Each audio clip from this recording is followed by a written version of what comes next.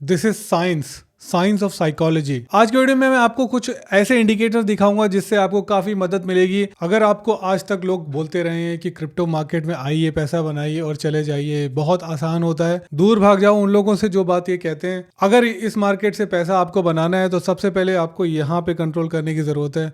इसे कहते हैं साइंस ऑफ साइकोलॉजी। सिर्फ आज ही की बात नहीं हो रही है, किसी भी मार्केट के बारे में आप देख लीजिए, भले ही वो 100-200 साल पुराना ही क्यों ना हो, ह्यूमन साइकोलॉजी एक सबसे इंपॉर्टेंट रोल प्ले करता है वहां पर। सिमिलर चीज क्रिप्टो में भी होती है। आप देखते हैं फियर, ग्रीड, ये सारे के सारे जो इमोशंस होते हैं उसी के बेसिस हम अपने सारे ट्रेड्स लेने की कोशिश करते हैं। बनिस्बत उसका बिल्कुल उल्टा होना चाहिए। हमें हमारे इमोशंस को कंप्लीटली बाहर कर देना है किसी भी ट्रेड को लेने से पहले। और जब बात आए प्रॉफिट्स और लॉसेस को बुक करने की, तो आपको अपने प्रोसेस पे भरोसा होना चाहिए, ना कि आपके इमोशंस पे, क्योंकि ग्रीड हमेशा मार्केट में आती रहेगी, फियर भी आता रहेगा, फोमो भी होगा, सब कुछ होगा। उसी के साथ कुछ 5 या 6 ऐसे RWA प्रोजेक्ट भी आज आपके लिए लेके आया हूँ। ऐसे टोकन्स, ऐसे कॉइन्स के बारे में आज बात करने वाला हूँ जिसे आप अपने वॉच लिस्ट में रख सकते हो। ऑफकोर्स ये कोई फाइनेंशियल एडवाइस नहीं होगी, लेकिन मैं आपको कुछ उसके तर्क वितर्क देने वाला हूँ कि क्यों मुझे ऐसा लगता है कि इन कॉइन्स में आपको बढ़त देखने को मिल सकती है आगे चल के, क्यों मुझे इनमें भरोसा है। होपफुली आप इस जानकारी को लेने के लिए एक्साइटेड होंगे, क्योंकि मैं डेफिनेटली इस जानकारी को लेके आया हूँ आप लोगों के लिए, और मैं काफी एक्साइटेड फील कर रहा हूँ। जिस तरीके के इंडिकेटर मुझे नजर आ रहे हैं, मैं काफी होपफुल हूँ। नमस्कार, मैं हूँ विनय और स्वागत करता हूँ एक और नए वीडियो में। इस तरीके के और नए कंटेंट को देखने के लिए आप मेरे चैनल को सब्सक्राइब कर सकते हैं। चलिए बिना देरी किए अब शुरू करते हैं आज का वीडियो।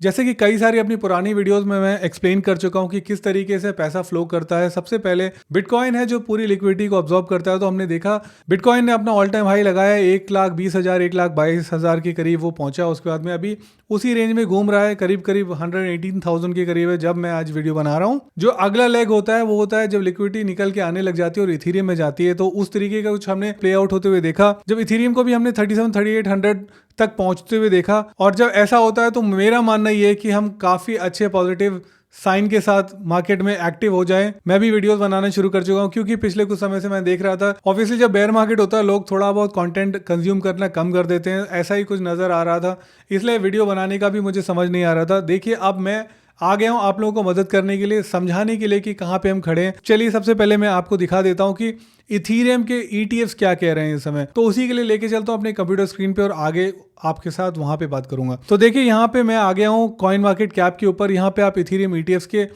इनफ्लोज को आप देख सकते हैं, कुछ इस तरीके के नजर आ रहे हैं। आप यहाँ पे देख पाएंगे हर रोज, ऑलमोस्ट हर रोज काफी ज्यादा पॉजिटिव आपको यहाँ पे इनफ्लोज नजर आएंगे। इनफैक्ट अगर मैं 25 जुलाई की बात करूँ तो करीब करीब $450 मिलियन का इनफ्लो हुआ है। और वहीं पे अगर मैं बिटकॉइन की बात करूं, बिटकॉइन के ETFs को भी एक बार देख लेते हैं। तो बिटकॉइन के ETF में आप देख सकते हैं कि कांस्टेंट डिक्लाइन आ रहा है। जो लिक्विडिटी बिटकॉइन में जा रही थी या जितना भी इनफ्लो हो रहा था वो बिटकॉइन में जा रहा था, वो कहीं ना कहीं धीरे धीरे कम हो गया है।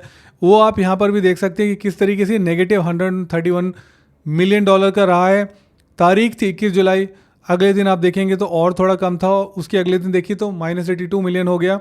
यहाँ पे हमको थोड़ा बहुत पिकअप होते हुए दिखा है, लेकिन फिर भी आप एक क्लियर ट्रेंड देख पाएंगे यहाँ पे ऊपर से नीचे आते हुए। इसका मतलब ये है कि लोगों का जो इंटरेस्ट है वो बिटकॉइन से हट रहा है कहीं ना कहीं।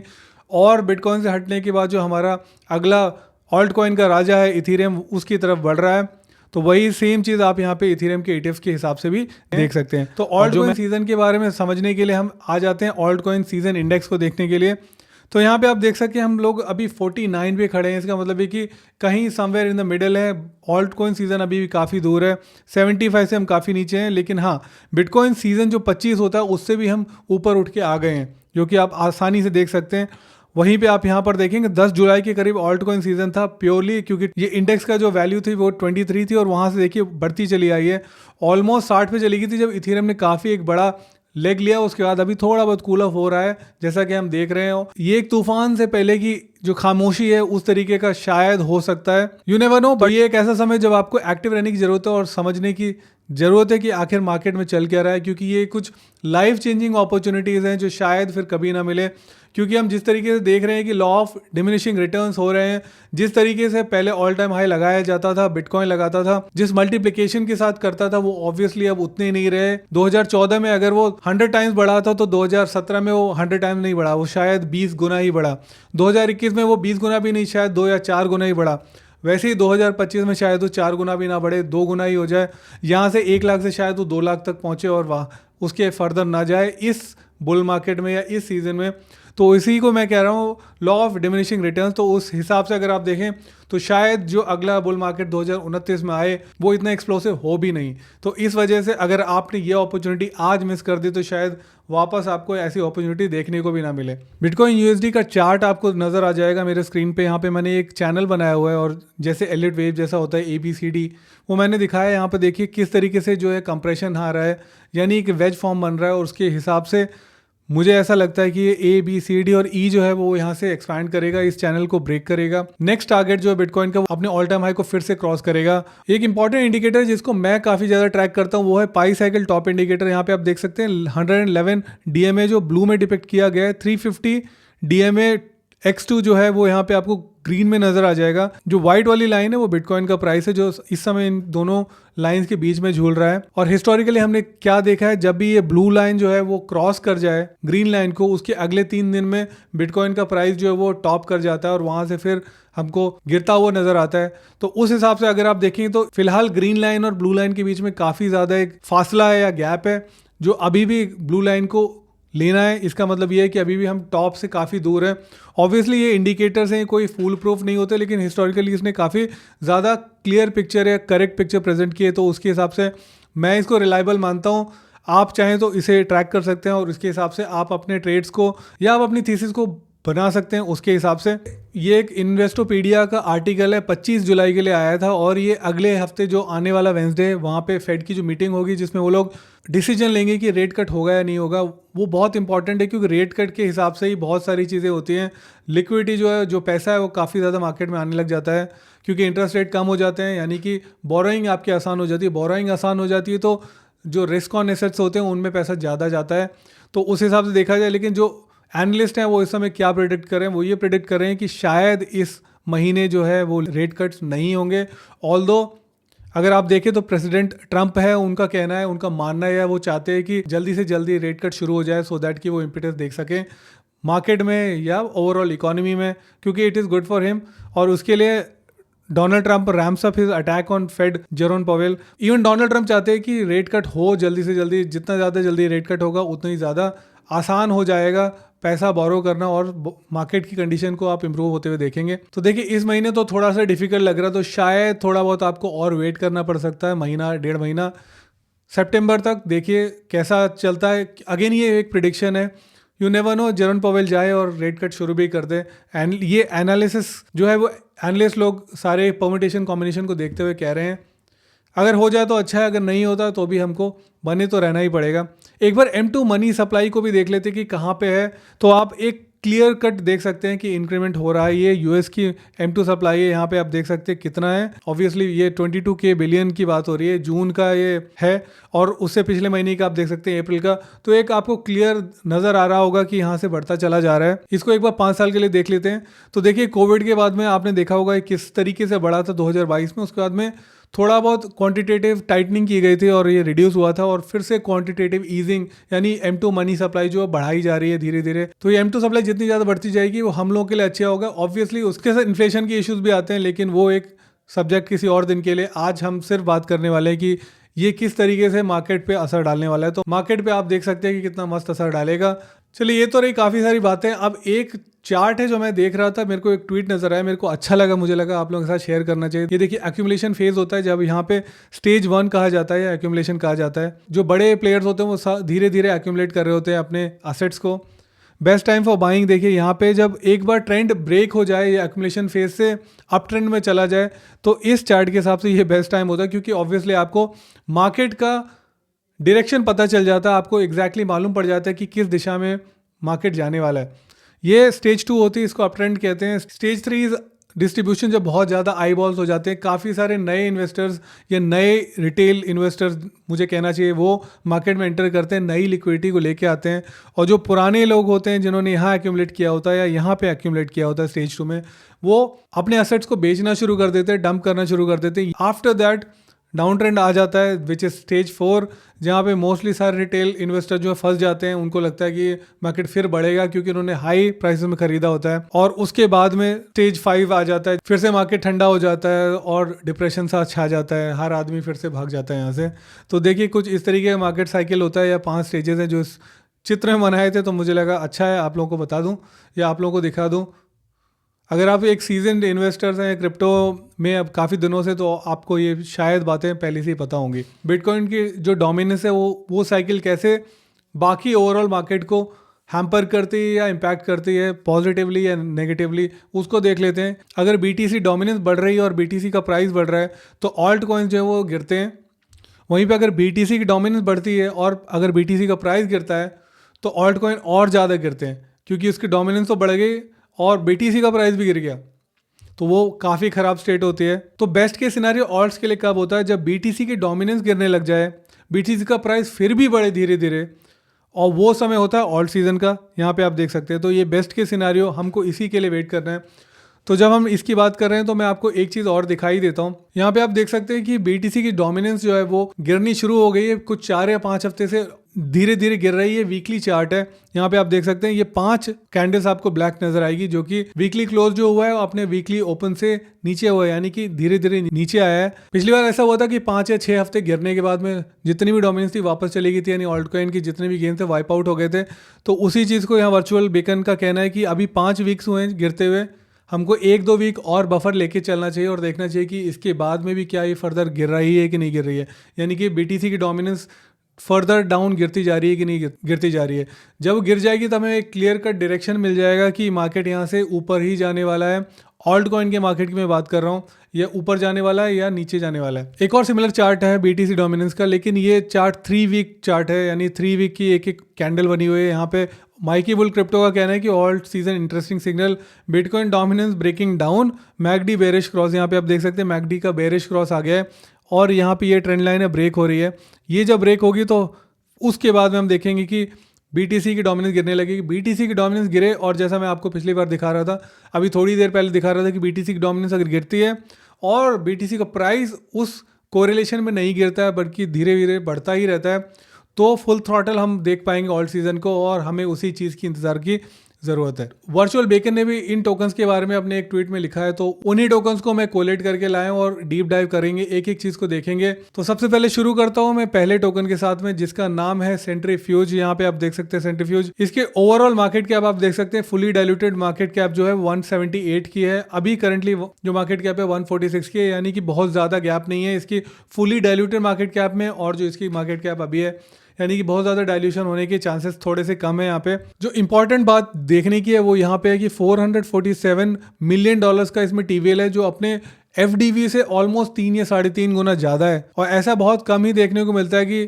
TVL बहुत ज़्यादा और उसकी फुली डाइल्यूटेड मार्केट कैप उससे 3 गुना कम हो। थोड़ा सा नीचे चल के आपको और चीज़ दिखा देता हूँ। यहाँ पे आप देख सकते हैं अपना जो ऑल टाइम हाई इसने 4 साल पहले 2021 में लगाया था, उससे करीब करीब 90% नीचे है। $2.5 का हुआ करता था और आज आप देखेंगे तो 26 सेंट का मिल रहा है आपको। जो अपना बॉटम इसने लगाया था 4 महीने पहले अप्रैल में, जब हमारे ट्रम्प भाई साहब ने बहुत सारी टैरिफ वैरिफ की बातें करनी शुरू कर दी थी और मार्केट गिरने लग गया था, उस समय इसने अपना बॉटम लगा दिया था, 1 सेंट पे आ गया था, 10 सेंट पे आ गया था, और 10 सेंट से ये 161% ऊपर आ गया है बहुत ही रिसेंटली, यानी 1 जुलाई को उनका एक ब्लॉग आया था। इसको मैं आपको सामने पढ़ के दिखा देना चाहता था कि इन लोगों ने कोलैबोरेट किया S&P डाउ जोन्स इंडेक्सेस के साथ। पहला टोकन है S&P 500 इंडेक्स फंड क्रिएट किया है with the help of S&P Dow Jones indexes, और इसको ये लोग कह रहे हैं on chain proof of index infrastructure. अगर आपको इंटरेस्ट है तो आप जाके इसके बारे में और फर्दर पढ़ सकते हैं, लेकिन मैं बस आपको ये दिखाना चाहता था ये करते क्या है।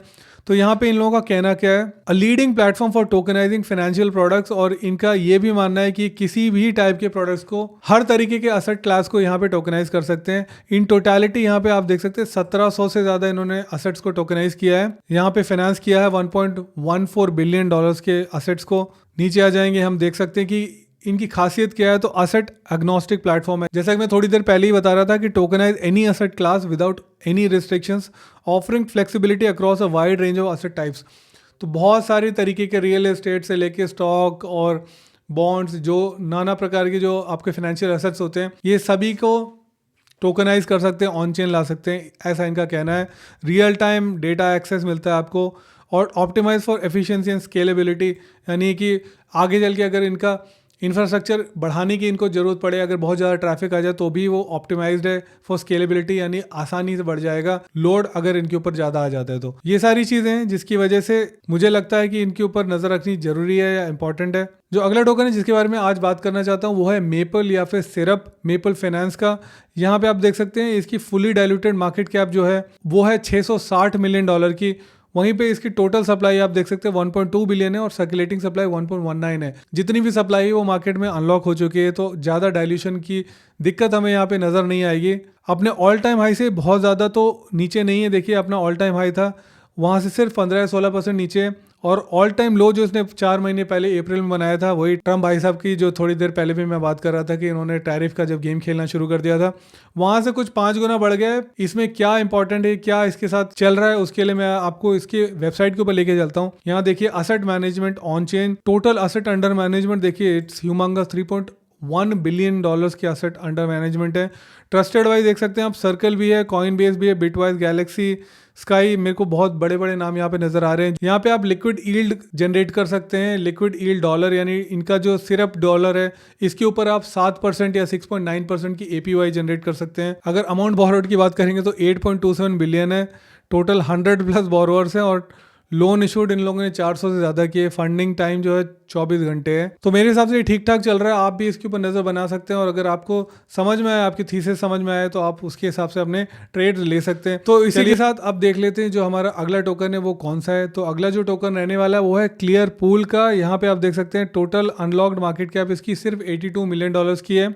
फुली डाइल्यूटेड मार्केट कैप 156 की, यानी करीब करीब 50-60% के करीब इसका अभी सर्कुलेटिंग सप्लाई है, और 40% अभी भी लॉक्ड है। टोटल देखिए 1 बिलियन की इसकी टोटल सप्लाई है। दोस्तों देखिए 94% डाउन है अपने ऑल टाइम हाई से, 4 साल पहले बनाया था। ये 94% थोड़ा सा मिसलीडिंग भी हो सकता है, क्योंकि शायद उस समय सप्लाई बहुत कम थी। जब सप्लाई कम होती है तब प्राइस ज़्यादा होता है, और उसका जैसे जैसे डाइल्यूशन आता जाता है तो इसका FDV जो है वो बढ़ता जाता है, फुली डाइल्यूटेड मार्केट कैप बढ़ता जाता है, और सर्कुलेटिंग सप्लाई की वजह से भी मार्केट कैप बढ़ता जाता है। तो हमें 94 पे नहीं जाना है। मैं ये नहीं बोल रहा हूँ कि शायद ये $2.5 तक पहुंच जाए, शायद पहुंच भी जाए, ना भी पहुंचे, लेकिन हमें फिर भी देखना है कि इसने जो लोकल टॉप बनाया था वहां से भी ऑलमोस्ट 3 गुना नीचे है। यहाँ पे आप देख सकते हैं क्लियर पूल की वेबसाइट है, यहाँ पे the first decentralized credit market place अपने आप को ये कह रहे हैं। ट्रेकिंग कर सकते हैं, काफी कुछ यहाँ पे आपको नजर आ जाएगा। हैरिंगटन कैपिटल, हैश की कैपिटल, ये मेरे को यहाँ पे इनके पार्टनर्स बैक्ड बाई नजर आ रहे हैं, यानी इनके अंदर फंडिंग किया होगा। तो कुछ इस तरीके का है क्लियर पूल, इसके ऊपर भी आप अपनी नजर बना के रखिए। इसी के साथ लेके आ गया हूँ आपको अगले टोकन की ओर। अगला जो टोकन है वो है CHEX चेक्स, चिनटाई, जो भी आप इसको बोलना चाहें। टोटल मार्केट कैप देख लीजिए $100 मिलियन की है, फुली डाइल्यूटेड $100 मिलियन की है, या $103 मिलियन की है, आप जो भी कहना चाहें। जितना भी मार्केट में आना था सब कुछ आ चुका है, दिक्कत उसके बाद कोई रहने वाली नहीं है। ऑल टाइम हाई जो इसने बनाया था 2024 के दिसंबर में, वहां से ऑलमोस्ट 87% डाउन है, और अपने ऑल टाइम लो जिसने 4 साल पहले बनाया हुआ था वहां से तो काफ़ी ऊपर है। खैर उसको तो हम छोड़ ही देते हैं, लेकिन अपना जो लोकल टॉप बनाया था वहां से भी आप देख सकते हैं काफ़ी 6-7 गुना नीचे आ गया है। आप इसे खरीद कहाँ से सकते हैं, तो आपको मैं बता दूं, गेट के ऊपर आपको मिल जाएगा, क्रैकन पे मिल जाएगा, MEXC पे मिल जाएगा, और रेडियम पे तो आपको मिल ही जाएगा। तो रेडियम पे मिल रहा है, यानी कि आप इसको सोलाना चेन पे भी खरीद सकते हैं, या आप यूनिस्वॉप V3 पे भी इसे खरीद सकते हैं। इसकी खासियत क्या है, देखिए रेगुलेटेड डिजिटल असेट्स फ्रंटियर है, और जहाँ पे भी रेगुलेटेड हो जाने की बात आ जाती है इसका मतलब है कि ट्रस्ट फैक्टर बढ़ जाता है। बड़े बड़े इंस्टीट्यूशंस जो है वो रेगुलेटेड चीज़ों की तरफ ही ग्रेविटेट करते हैं, झुकते हैं, झुकाव उनका उस तरफ ही ज़्यादा होता है, क्योंकि उन्हें फिर दिक्कत नहीं होती कि कहीं रेगुलेशन आ जाए और ये बंद हो जाए, बढ़ जाए, घट जाए, जो कुछ भी हो जाए, वो सारे के सारे जो खतरे होते हैं वो इस तरीके के असेट्स के साथ नहीं आते हैं, या इस तरीके प्रोजेक्ट्स के साथ नहीं आते हैं अगर वो पहले से ही रेगुलेटेड है।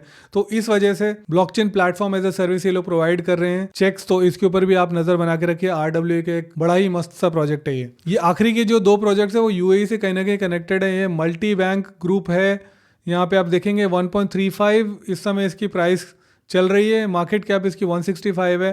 फुली डाइल्यूटेड मार्केट कैप थोड़ी सी ज्यादा मैं कहूँगा $1.35 बिलियन की है, क्योंकि सर्कुलेशन में बहुत ही कम इस समय टोकन है। कहाँ से आप खरीद सकते हैं, तो देखिए ये इस समय MEXC पे मिल जाएगा, गेट पे मिल जाएगा, अदरवाइज आपको इसको यूनिस्वॉप V3 से खरीदना पड़ेगा। ऑल टाइम हाई जो इसने अभी थोड़े दिन पहले ही बनाया है 23 जुलाई को, वहाँ से 50% ऑलरेडी डाउन आ चुका है और ऑल टाइम लो भी उसने अभी जुलाई में ही बनाया है। ये बहुत ही रिसेंटली लॉन्च हुआ है, उसके हिसाब से अगर आप देखेंगे तो इसका प्राइस में आपको थोड़ी बहुत उतार चढ़ाव नजर आएंगे। यहाँ पे आप देख सकते हैं world largest RW tokenization in history, 3 billion portfolio of ultra luxury real estate. तो ये सारी चीजें जो आने वाली हैं यहाँ पे, तो ये इसकी एक USP है जिसकी वजह से मैं आपको ये लिस्ट में लेके आया हूँ। और जो आखिरी टोकन है जिसके बारे में आज बात करना चाहता हूँ उसका नाम है एस्टेट-X। ये भी रियल एस्टेट से रिलेटेड ही है। इसकी मार्केट कैप आप देखेंगे कुछ भी नहीं है, सिर्फ $9 मिलियन की है। फुली डायल्यूटेड मार्केट कैप फिर भी $108 मिलियन की है। ये भी अभी जून जुलाई का ही टोकन है, बहुत नया टोकन है। अपने ऑल टाइम हाई से 64 या 66% नीचे है और अपने ऑल टाइम लो से करीब करीब 150% ऊपर आ चुका है। करते क्या है ये लोग, उसके लिए मैं इनकी वेबसाइट पे आपको लेके चलता हूँ। इनकी वेबसाइट के ऊपर लेके आ गया हूँ। देखिए, unleash the power of real estate with real x, यानी ये लोग रियल एस्टेट को टोकनाइज करने वाले हैं। अमेरिका में बैठे हैं और अगर आप ओनरशिप चाहते हैं दुबई में किसी प्रॉपर्टी की, तो आप 100 यूरो भी खर्च करके एक पार्ट ओनरशिप ले सकते हैं जो कि टोकनाइज्ड है, यानी कि आपको ब्लॉकचेन पे उसकी ओनरशिप मिलेगी, जब चाहे आप उसे बेच सकते हैं। तो उस तरीके से रियल एस्टेट को टोकनाइज करने का इनका फंडा है या इनका ऑब्जेक्टिव है जो ये फुलफिल करना चाहते हैं। अगेन क्योंकि ये दुबई बेस्ड बिजनेस नज़र आ रहा है, इस वजह से इसमें भी ग्रोथ प्रोस्पेक्ट अच्छे हो सकते हैं, तो इसके ऊपर भी आप नज़र बना के रख सकते हैं। तो अगर आप यहाँ तक बने हुए और इस तरीके का कंटेंट आपको पसंद आ रहा है तो मेरे चैनल को सब्सक्राइब कर सकते हैं, इस वीडियो को भी लाइक कर दीजिए। चलिए मिलता हूँ फिर किसी वीडियो में, तब तक के लिए नमस्कार, जय हिंद, वंदे मातरम।